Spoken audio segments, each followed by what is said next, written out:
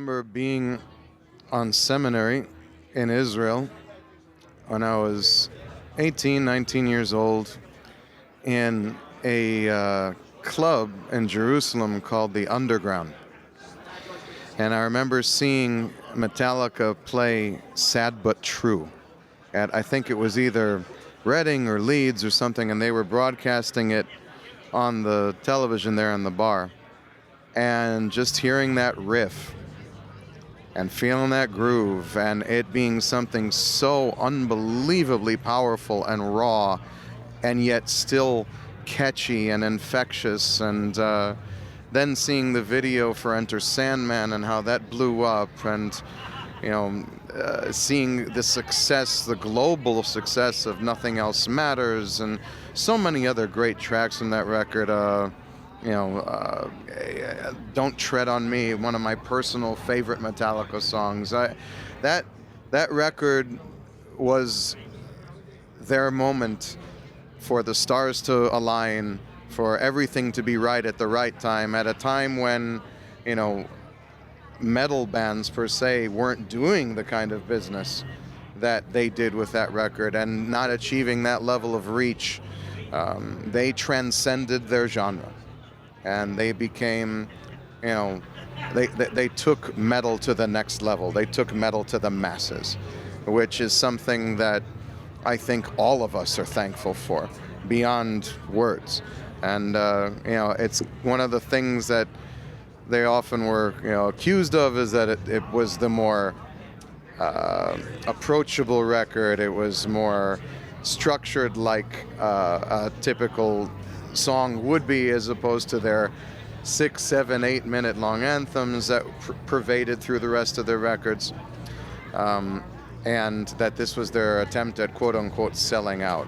Well, my favorite response of all time comes from Mr. Lars Ulrich himself to that claim, and that is like, yeah, we sell out every single night we play.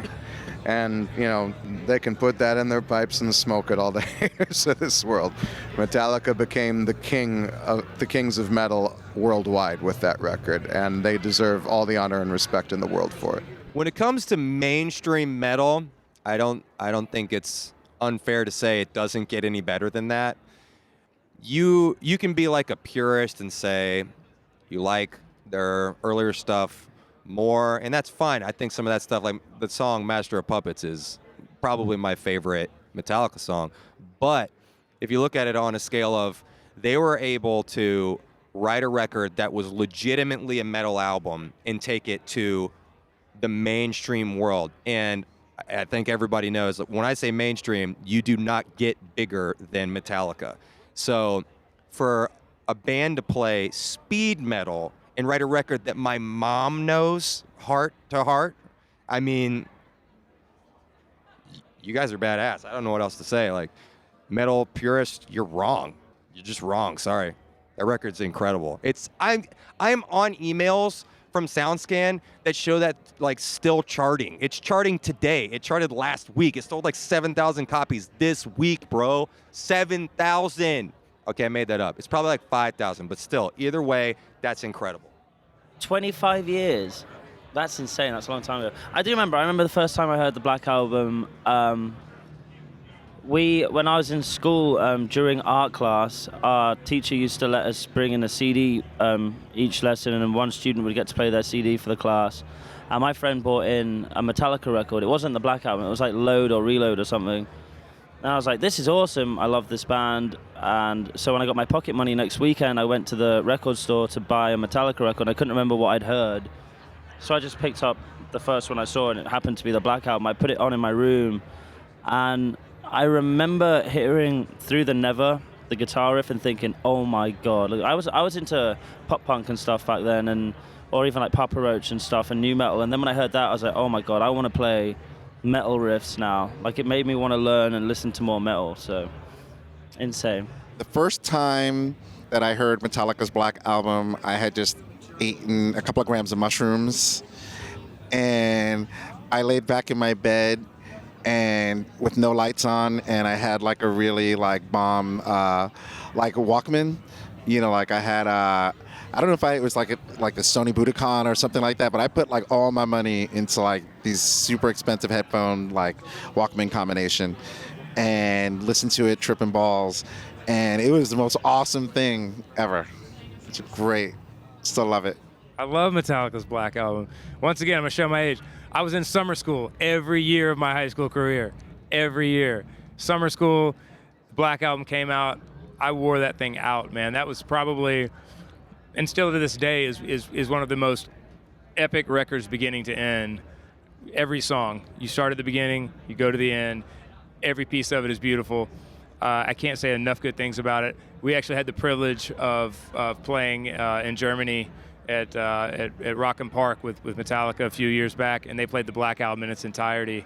And we got to stand side stage and watch them do that. So that was a huge thing for us and for me personally, to be able to listen to that record performed live. So just monstrous record, and the fact that it was done on tape, no Pro Tools, none of that stuff we have these days, and sonically is probably one of the most pleasing records that ever.